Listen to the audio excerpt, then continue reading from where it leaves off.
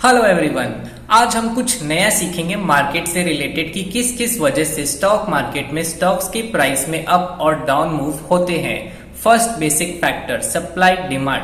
अगर डिमांड और सप्लाई के बीच में इम्बैलेंस हो गया तो प्राइस ऊपर या नीचे करता है। एग्जाम्पल, अगर किसी स्टॉक की सप्लाई ज्यादा हो गई मींस पैनिक में सेलिंग हो गई, कोई बैड न्यूज आ गई किसी स्टॉक में तो प्राइस नीचे जाएगा।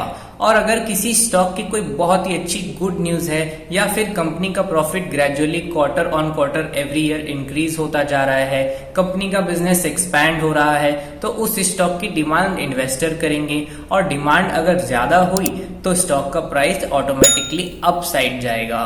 मींस डिमांड ज्यादा तो प्राइस ऊपर, सप्लाई ज्यादा तो प्राइस नीचे। Second factor company related factors. ये तो आप ऑब्वियसली जानते होंगे कि कंपनी पब्लिक को शेयर्स इशू करती है, तो इसी वजह से कंपनी के अंदर के इवेंट्स शेयर के प्राइस को फैक्टर करते हैं। जैसे कंपनी अगर ग्रो कर रही है, सक्सेसफुल प्रोडक्ट लॉन्च किया है, रेवेन्यू इंक्रीज हुआ है, डेट रिडक्शन हुआ है, न्यू बिग इन्वेस्टर का कैपिटल अगर इन्फ्लक्स हुआ है कंपनी में, तो ऑब्वियस है कंपनी का स्टॉक प्राइस ऊपर जाएगा, क्योंकि सब उस कंपनी के शेयर्स को खरीदना चाहेंगे जो अपने स्ट्रेंथ को और स्ट्रेंथ कर रहा है और बिजनेस को ग्रो कर रहे हैं। वहीं कंपनी को अगर लॉस हो जाए, प्रोडक्ट्स जो उसने लॉन्च किया वो मार्केट में फेल हो जाए, कर्ज अगर कंपनी के सर पर ज्यादा हो जाए, तो मेजॉरिटी ऑफ इन्वेस्टर्स उस स्टॉक को सेल करके अपनी प्रॉफिट बुक करके भागना चाहेंगे और इन्वेस्टमेंट करने की सोचेंगे भी नहीं,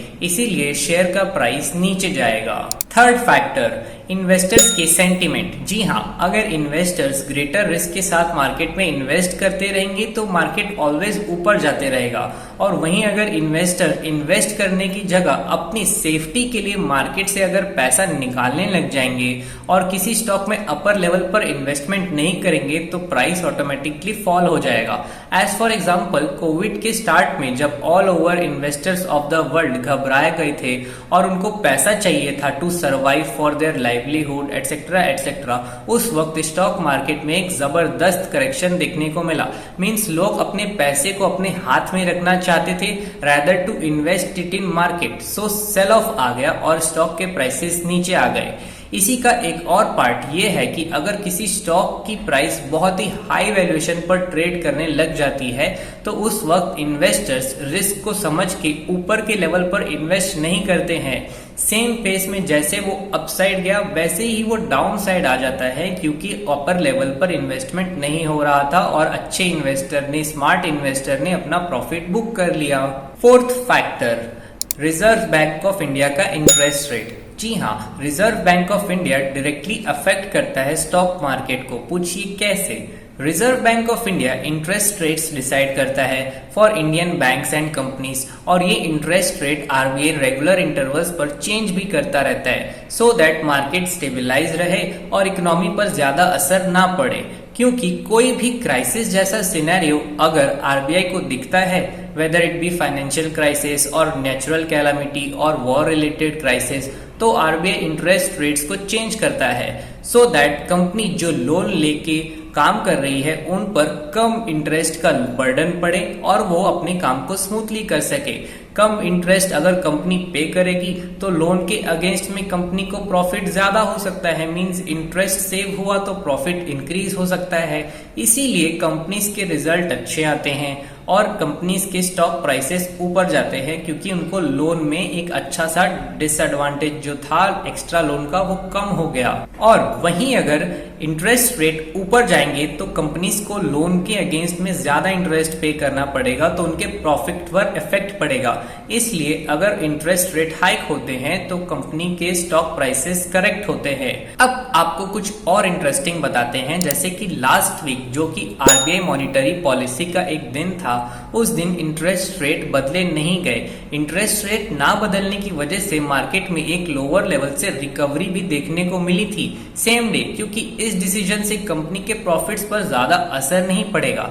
अब आप पूछेंगे कि इंटरेस्ट रेट बढ़ने से सबसे पहले किस पे असर पड़ेगा, तो सबसे पहले बैंकिंग स्टॉक में करेक्शन देखने को मिल जाएगा इफ आरबीआई ने इंटरेस्ट रेट्स को आने वाले कुछ क्वार्टर्स में इंक्रीज किया तो। Fifth factor politics. किसी कंट्री का पॉलिटिकल क्लाइमेट कैसा है ये भी डिसाइड करता है कि स्टॉक मार्केट ऊपर जाएगा या नीचे जाएगा। एज फॉर एग्जांपल, अगर गवर्नमेंट वीक नजर आती है, गवर्नमेंट किसी वॉर को प्रमोट करती है, पब्लिक के सेंटिमेंट्स अगर गवर्नमेंट के अगेंस्ट होते हैं तो स्टॉक्स और इंडेक्स नीचे की तरफ फिसल जाएंगे। और वहीं अगर गवर्नमेंट स्ट्रांग है, पब्लिक सपोर्ट है गवर्नमेंट को, गवर्नमेंट की पॉलिसीज अच्छी है for business growth, new foreign investment जो स्टॉक मार्केट में इंडिया के इन्वेस्ट करना चाहते हैं वो अगर गवर्नमेंट लेके आ पा रही है तो ऑलवेज स्टॉक्स एंड इंडेक्स ऊपर जाएंगे। एग्जाम्पल, यूपीए गवर्नमेंट के टाइम मार्केट में एक स्ट्रॉन्ग फोर्स दिखाई दी अपसाइड की फ्रॉम अप्रैल 2004 टू जनवरी 2008, और फिर अमेरिकन फाइनेंशियल क्राइसिस आ गई और मार्केट नीचे फिसल गया। फिर बाउंस बैक जब कर रहा था और 2011 में फिर से अन्ना हजारे जी ने इंडिया में स्ट्राइक कर दिया फॉर एंटी करप्शन मूवमेंट्स, उसकी वजह से इंडिया के गवर्नमेंट की छवि भारतवासियों के बीच में खराब हो गई। 5 अप्रैल 2011 से दिसंबर 2011 तक मार्केट 23% करेक्ट हो गया था। Can you imagine? इसका शीट आपको स्क्रीनशॉट में दिख जाएगा। और 2014 मार्च में जब आपने सुना होगा अब की बार मोदी सरकार मींस उस वक्त एक करंट यूपीए 2 पावर से जाने वाली थी और मार्केट ने 2014 मार्च को ही रुख देख लिया था टेलीविजन सर्वे से कि गवर्नमेंट बदलने वाली है, और सभी स्टॉक और इंडेक्स ने तभी एक स्ट्रॉन्ग ब्रेकआउट दिया 5 इयर्स के 2008 से 2013 की रेंज का इन मार्च 2014। तो इसका मतलब क्या है कि अगर गवर्नमेंट पर फेथ है, विश्वास है तो मार्केट ऊपर, और अगर विश्वास नहीं है तो मार्केट नीचे। अगर वॉर सिचुएशन अराइज हुई तो मार्केट नीचे, अगर वॉर खत्म हुई तो मार्केट फिर से ऊपर। सिक्स्थ फैक्टर, करंट इवेंट्स भी बहुत बड़ा रोल प्ले करता है इंडेक्स के ऊपर या नीचे जाने में। Example, current events in country like civil war, riots, terrorist attack, political turmoil और इलेक्शन, इनसे मार्केट में वोलेटिलिटी इंक्रीज होती है और डिमांड एंड सप्लाई में इफेक्ट आता है और इंडेक्स गिरता है।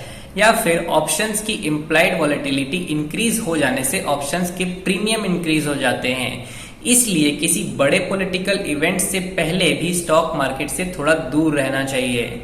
सेवेंथ फैक्टर, नेचुरल कैलामिटीज जैसे कि फ्लड्स, अर्थक्वेक, सुनामी जैसी कोई बड़ी घटना अगर कंट्री में हो जाए तो स्टॉक प्राइसेस क्रैश करते हैं। बट ये सिर्फ शॉर्ट टर्म के लिए होता है, 2 से 3 महीने के लिए, क्योंकि ट्रांसपोर्टेशन, मैन्युफैक्चरिंग कॉस्ट इंक्रीज हो जाते हैं और डिमांड एंड सप्लाई भी इफेक्ट होती है, एज फैक्ट्रीज भी कुछ टाइम के लिए बंद करनी पड़ती है इन फ्लड अफेक्टेड, अर्थक्वेक अफेक्टेड और tsunami affected areas. Eighth factor, currency exchange rates. If रूपी वीक होगा अगेंस्ट डॉलर तो इसका मतलब है कि फॉरेन इन्वेस्टर्स अपनी होल्डिंग सेल ऑफ कर रहे हैं इंडिया से और अपने डॉलर को निकालकर अपने देश लेकर जा रहे हैं। और अगर फॉरेन इन्वेस्टर्स अपनी इन्वेस्टमेंट इंडिया में करने आ रहे हैं, मींस वो डॉलर इंडिया में ला रहे हैं, तो रूपी की वैल्यू इंक्रीज होगी। तो अगर फॉरेन इन्वेस्टर इन्वेस्ट करेगा, रूपी की वैल्यू इंक्रीज होगी तो स्टॉक मार्केट ऊपर जाएगा। इसको अगर एक नेक्स्ट तरीके से देखें तो ऐसे समझ सकते हैं कि अगर इंडियन करेंसी वीक हो रही है इन टर्म्स ऑफ डॉलर, मींस 75 रुपी से अगर इंडियन करेंसी 76 रुपी पहुंच गए डॉलर के अगेंस्ट, तो इंपोर्ट करने वाली कंपनीज को ज्यादा पेमेंट देना पड़ेगा to foreign companies in terms of dollar, और वहीं एक्सपोर्ट करने वाली कंपनी को ज्यादा फायदा होगा क्योंकि पहले $1 के अगेंस्ट में उनको 75 रुपया मिलता था, बट अब 76 रुपया मिलेगा। और वैसे ही अगर इंडियन करेंसी स्ट्रॉन्ग हुई, 76 रुपी से गिरकर 75 रुपी पर आ गई, तो इसका मतलब इंपोर्ट्स कम प्राइस में होने लगेगा, तो इंपोर्ट करने वाली कंपनीज को फायदा होगा, बट एक्सपोर्ट करने वाली कंपनीज को 76 रुपीस की जगह में सिर्फ 75 रुपया मिलेगा। आपको बता दें कि अगर रूपी स्ट्रांग होता है 76 रुपी से गिर के 75 रुपी, तो आईटी कंपनीज नीचे जाती हैं और बैंक्स में थोड़ा सा अपसाइड मूव देखने को मिलता है। और अगर रूपी वीक होता है फ्रॉम 75 रुपी टू 76 रुपी, तो आईटी स्टॉक्स ऊपर जाते हैं और बैंक निफ्टी की तरफ नीचे का मोमेंटम शो होता है। तो ये थी हमारी आज की इंफॉर्मेशन। रात में आप सबसे मिलते हैं राकेश झुंझुनवाला जी की पोर्टफोलियो एनालिसिस के साथ में। तब तक के लिए इंफॉर्मेशन पसंद आई हो तो हमारे चैनल को सब्सक्राइब करना मत भूलना। और हाँ, क्या आपने 90 डेज की 5th में से स्टार्ट होने वाली complete technical analysis course with everyday live market trading के लिए सीट बुक किया? अगर नहीं तो कॉल करें 9926677366। Thank you for watching.